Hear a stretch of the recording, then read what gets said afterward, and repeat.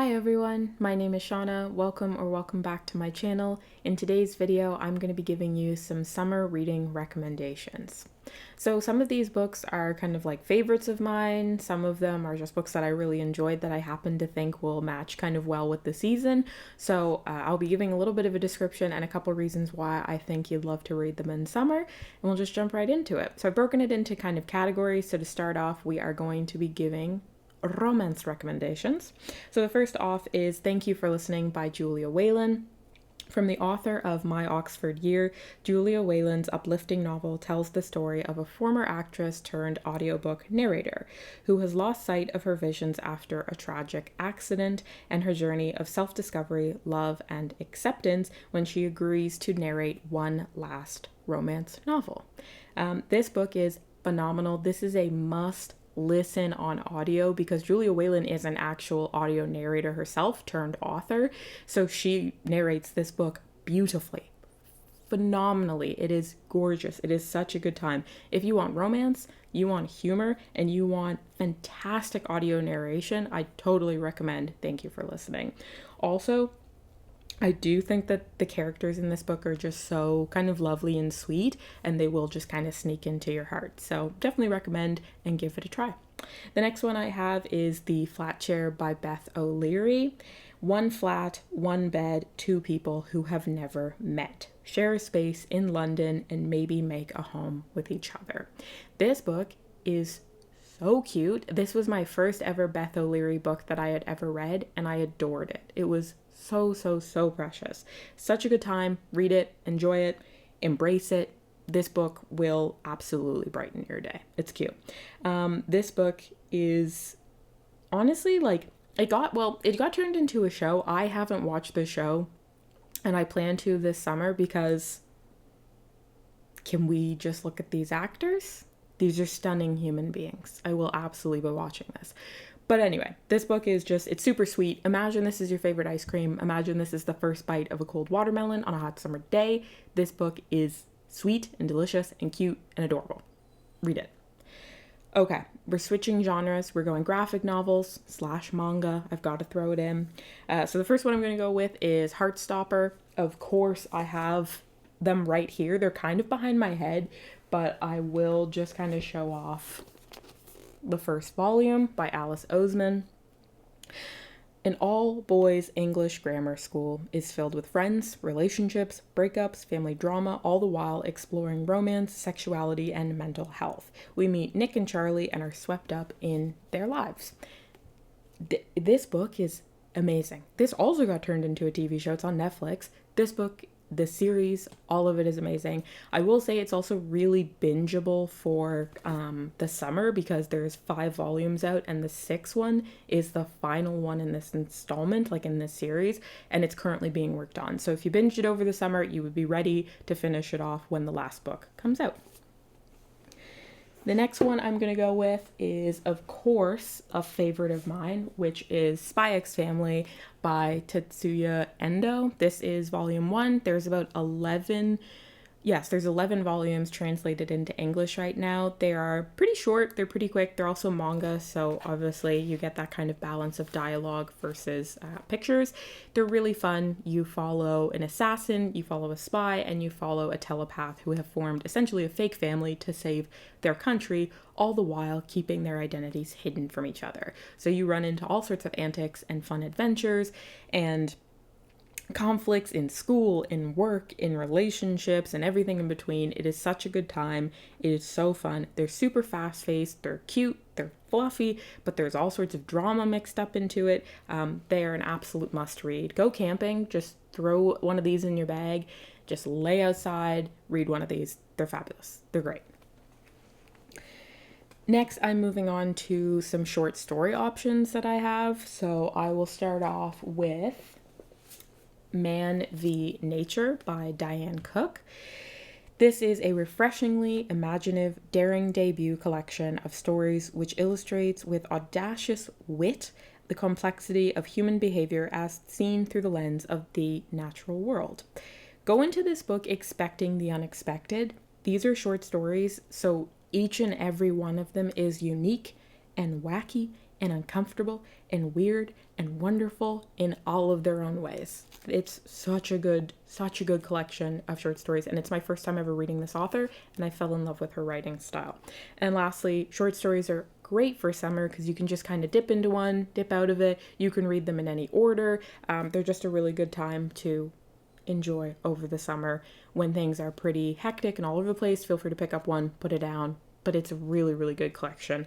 And up next is The Honey Month by Amal El Mutar. This is during the dreaming month of February. Our author composed The Honey Month, a book that tastes and smells of sun. Each day she uncapped a vial of honey, letting the brew inspire the words that became this book. I'm just going to say it. The book is beautiful. It is simply beautiful. This is poetry that will warm your heart like warm honey. It is really short. It's only about 80 pages, so it's very fast paced to read over the summer. I would genuinely say, put on some sunscreen, go outside, be near flowers, hear buzzing of bumblebees, and read this book. It is beautiful. Fun fact, this author also co-wrote This Is How You Lose the Time War, which is another absolute favorite book of all time for me. I reread it probably once every year. I absolutely adore that book. This author cannot miss. She is amazing. Read this collection.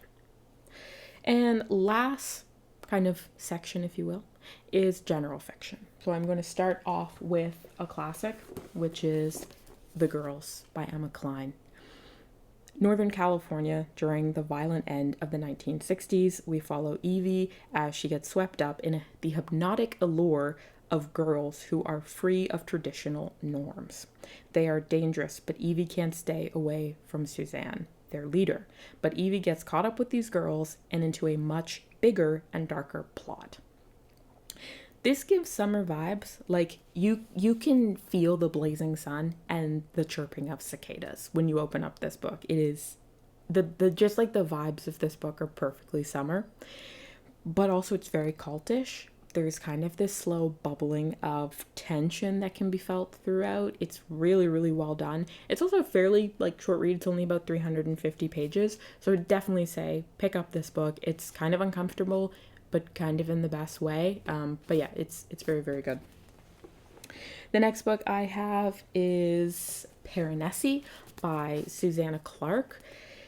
An impossible building filled with strange and wondrous things. We follow our narrator as they explore this place and try to unravel a mystery they barely understand. This is like a hypnotic dream state of a book. You know when you're really hot and sweaty and uncomfortable and a little bit confused? That's this book.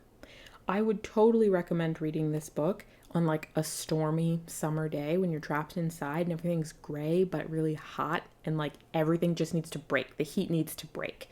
That's this book. I love this book. It's also pretty short. It's about 275 pages, so I definitely recommend picking this up. This was my first ever Susanna Clarke because I believe she also wrote, I always flip this, Doctor Strange and Mr. Norrell?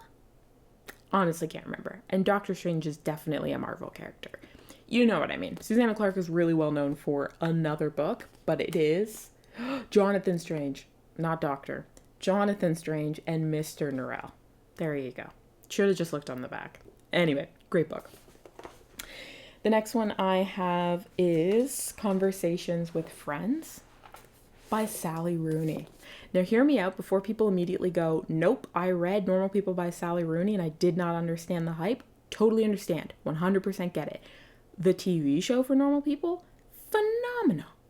The TV show for Conversations with Friends? Mid, in my opinion. The book was way better. I loved this book. This book has a special place in my heart. Hear me out, okay? If you read Normal People and didn't love it, I totally understand. I do argue that there are certain mediums and certain formats that book really works at and really makes a lot of sense and packs a punch. This, in book format, did that. It packs a punch. The TV show just fell flat for me. But this book, just be in the right mindset, be a little bit open. If you're against Sally Rooney, I kind of understand the what is even happening, what's she writing about. Give this book a try. It is so good. Okay, anyways, I'll say Conversations with Friends, a sharply intelligent novel about two college students and the strange, unexpected connection they forge with a married couple. This is really a character study and kind of a relationships exploration in what I argue is Rooney's best novel, in my opinion, that I've read by her. And I've read like 3 novels by her. Yeah, I think 3 novels by her. This is my favorite one by far. And read this book anywhere, really. Just be in the right mindset for this. Read this on the beach. Read this at home. Read this after a hike. Read this while camping. But like, be open to the fact that this is exploring something a little bit deeper, but in a really beautiful way. That's all I'll say. And the last 2 I want to mention are from the same author, which is Celeste Ng. I have Little Fires Everywhere and Everything I Never Told You. Everything I Never Told You, we explore a Chinese-American family in the 1970s experiencing the loss of their beloved daughter, Lydia. But this family has been keeping secrets from each other, and those secrets won't stay hidden any longer. And of course, we have Little Fires Everywhere, where 2 very different families collide with disastrous results. Both of these books are amazing. They're small town, they're family drama. They're just really quietly powerful books. And I do think that because these books are fairly hyped now, I mean, like, you can see this, like, Little Fires Everywhere got turned into a TV show. Like, this book is, like this author in general is very hyped up. I would argue go in thinking the hype is worth it. These are very, very good books, in my opinion. They're very well written. They're very interesting, and they're very introspective in a way that I wasn't really expecting. And I really loved them. I'd even recommend the audiobooks for these books, just because I find when someone's reading this, it just becomes a little bit more tangible. It just becomes a little bit more real. The like drama, the conflict, the, kind of like questioning of yourself, but yourself in relation with others. It's really well done. So I say have an open mind, read these books, have a good time with them, because these will make something in your heart break, is all I'll say. But they're good in the summer, because come on, the heat of fire, somebody's swimming, like, they're perfect. They're summer reads. But that is me in a nutshell. Those are some books that I recommend you check out this summer. And I'll have another video for you soon. Take care. Bye.